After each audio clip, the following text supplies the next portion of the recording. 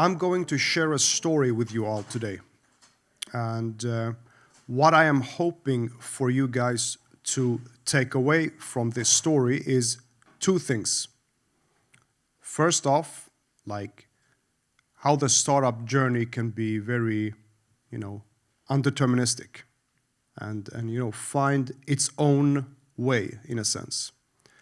Second of all, how to navigate open source, and more specifically, how to navigate the commercialization of open source. So that's going to be the theme of the story today. This all started with myself and my co-founder Ismail back home in Sweden, the city of Gothenburg. So it's a high-tech city, very much like, SF and the Bay Area. We have self-driving cars on the streets, we have, EV cars, we have, battery manufacturing, etc. But the startup scene is not very hot. So Ismail and myself, we were running for the last 6 or so years a consulting business, software consulting. Life was good, life was comfortable, right? We were nowhere near the startup scene of Silicon Valley. That was just fiction for us. And one day we got kind of bored. So we started building some cool AI products. And we got to know a lot of people in the AI community. And what we observed was that a lot of people in this community was reinventing the wheel. And we said, okay, we have some tech, right, that we have built for our own products. It was essentially tech to run AI agents in a very easy way. So about 10 months ago, this was last summer, we open sourced the tech we had. And we had no commercial plan whatsoever. We were not doing a startup. We were just sharing what we had built. And so that's why we called it Superagent, right? Doesn't sound like a company. Just sounds like a cool thing you put out there. We open sourced it on GitHub. And we just invited people, check it out. Let's just describe what Superagent is.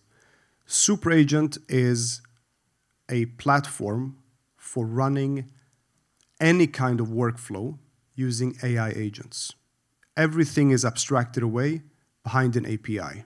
So you don't need to know anything about AI, LLMs, RAG, or any type of these AI concepts. You just need to know how to use a REST API. So we open source this thing. But this thing goes bananas, gets a lot of traction, and people start using it for all kinds of stuff.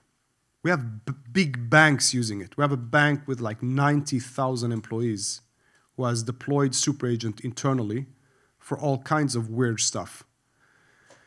And we were like, okay, what's going on?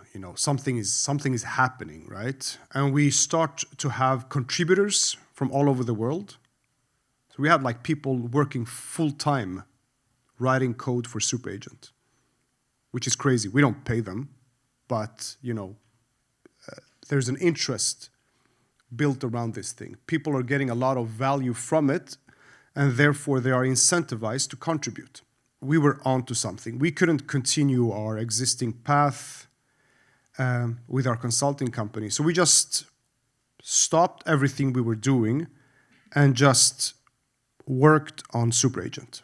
And we said, we need to go to Silicon Valley to figure this thing out, right? Take a flight, we come over here. Again, we have no idea what we are doing. We meet with all these investors and we realize, okay, there's like a market for investing in open source companies.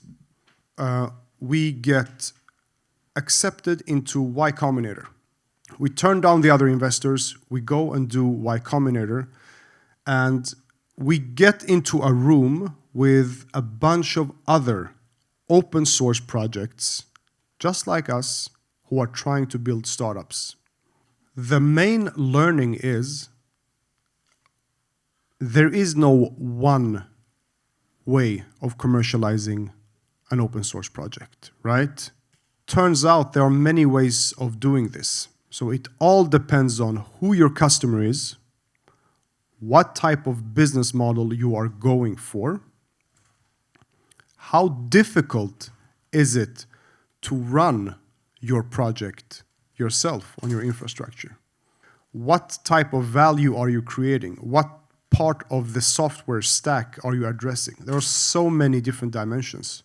And what we did, and I hope this is valuable for you all, our first commercialization attempt was to try to sell a cloud offering to developers, because that made sense.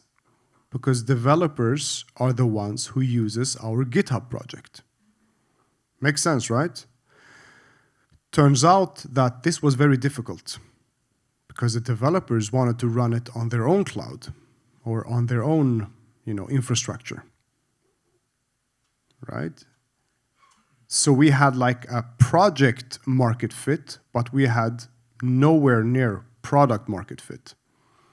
So what we decided to do next is that we identified a second customer group among our users that was very different from the developers. And this was business users who were building a very specific type of AI agents. And that was AI agents for web research.